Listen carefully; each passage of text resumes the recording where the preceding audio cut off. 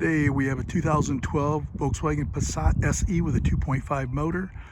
The customer says after they drive it 20 miles or so, the left rear caliper, which is the driver's side rear, gets extremely hot. So we believe it's malfunctioning. So we're going to show you where that's located and how to replace it. First thing I'm going to do, take the wheel off, of course. So you can either use a pair of pliers. I just go in here with, these are just a covering for the lug nuts. That usually pulls out pretty good. These are not a stud, so you're going to want to leave the top one in. Otherwise the tire is just going to fall off. A little pressure on it. Okay, and hopefully it stays right there. This is our caliper that we got to replace. We believe it's sticking. So what I got to do, this is your emergency brake right back here on this back side. So I got to release that first. At least I'm going to do that while it's anchored down. Because I'm just going to push on this with a screwdriver and hopefully push it down real quick and release it. I'm sure they have a special tool for it, but I don't have that one. Like that right there. Just pop it down, pull it out of the way, and release that. Okay, we're looking on this side right here. Those two that are spread apart, I'm going to have to get a needle nose and push those together and pull this through. But I'm not going to worry about that right now. Got to break these loose.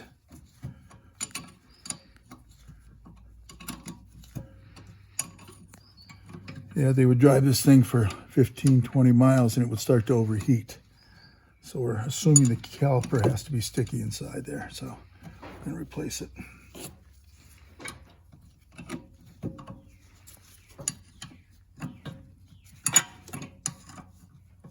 Okay, now I get my gear wrench. Now these are broke loose.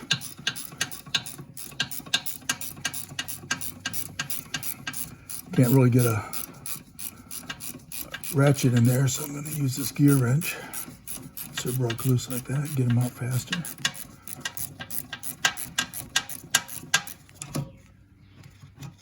Okay, there's one.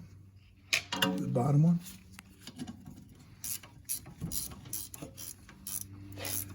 Now, if it spins like it is right there, you're going to have to put either an open-end wrench on it, or you're going to have to have something hold it. Just grabbed it right that. And that holds it, so this will come out. Be able to remove our caliper.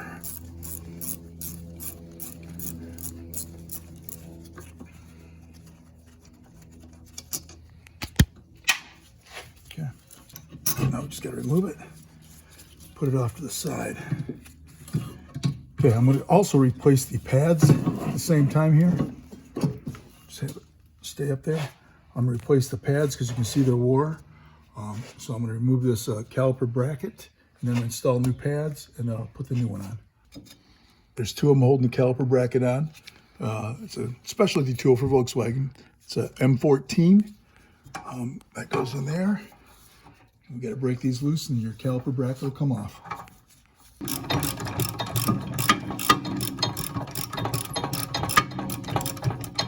You can buy these either online or you can go to Harbor Freight or something. It's not something you're going to use every day.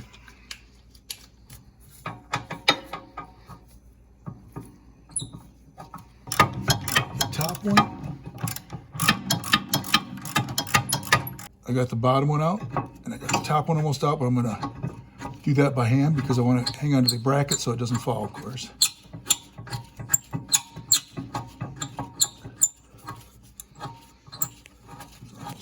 Very long bolt. There we go. There it is. And that's your bolt. So this is the new one. We double checked it's the right one. So we're going to remove these two right here and we're going to install it. But first I'll put my pads in my caliper bracket and put that back on and then reinstall the caliper itself. This new caliper bracket's going to have grease on it. But since I got a ton of grease, I'd rather have too much than not enough. So I just pull those out, just as double protection. Grease the heck out of it. Put it back in. You can see they do got grease on it. But not quite as much as I put on. So I want it to last at least 30 to, well, at least probably 40,000 if possible. Depends how your driving conditions are. This is the new caliper bracket. I like to sometimes install them like this. and then just put it on over the rotor and then put the bolts in the back, and then you're ready to install your caliper. I already have my pads on, so now I can just slide it over like this, slap that together and kind of hold it that, and then start my bolts from the back side with my other hand. Okay, I'm holding the caliper bracket, just wiggle it up and down and get this started, and I'll start the bottom one. Just have to move it. There it goes, right there, it's started. And then once I get that going, I'll do the bottom one. Now putting the bottom one in, you just move the bracket around like that. Get started. Okay, now the only thing I do is go from underneath and tighten it up. I tighten the two up on the back there. I'm gonna put a little, just brake quiet on there. See if it helps out. Nice way to hit the pad. Okay, now we gotta remove this last part right here, the emergency brake, and then undo our hose, our brake line. You can see right there, there and there, those have to be compressed so we can pull it through. A round opening. So you get a nice long pair of needle nose, put it through like that. Hopefully she just comes right through.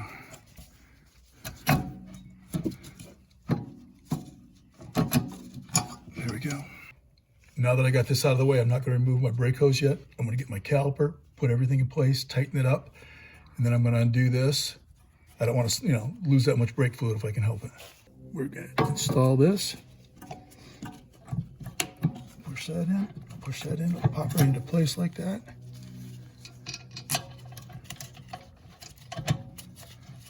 Start that one. Start the one right down there. Tighten it up. Okay, now we just got to tighten these up. The originals were 14s, or 13s, these are 14s.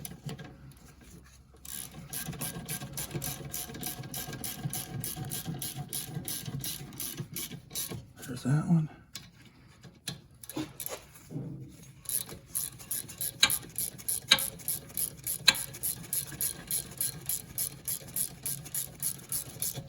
Okay. Tight. Tight. So our brake line's going to go. Remove that. And the next thing we do is undo this right here and install it right there. Now we're going to undo this 10 right here and install it on there. Just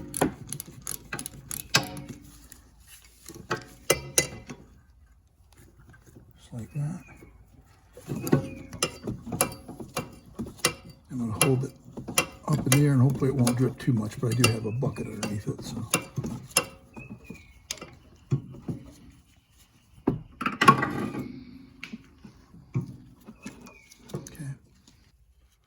We got our screw, got a washer on both sides. Now we have to do, you're going to lose a little fluid, start it by hand, and then go back and finish it up with your 10. Okay. You can see the way it's angled. This is not going to move, so it's just going to snug it straight down. I like using a smaller ratchet so I don't put too much on it. That's tight. Okay, last thing you do is hook up our emergency brake cable.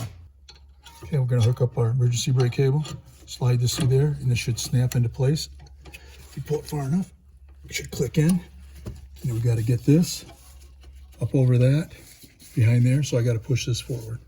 Since this is brand new with no fluid in it, a lot of times you can just push it forward by hand, and put it up in place like that, and snap it in, make sure that clips in. Okay, these two are tight, the two holding the caliper bracket are tight, and this is in place. All we got to do is bleed it, which I don't have anybody here right now, so we'll do that later.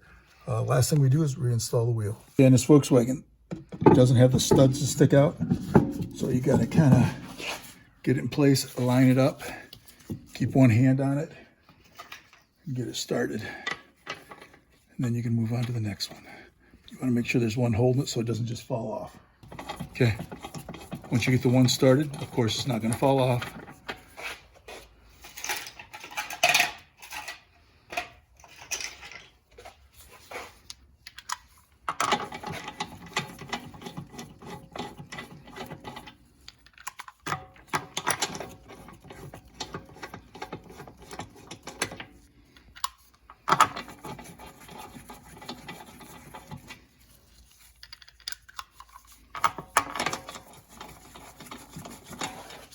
last thing you do is put these on.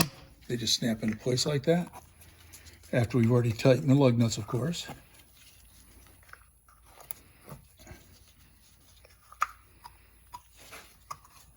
Okay, that's all it takes to install a rear caliper and brake pads on a 2012 Volkswagen Passat.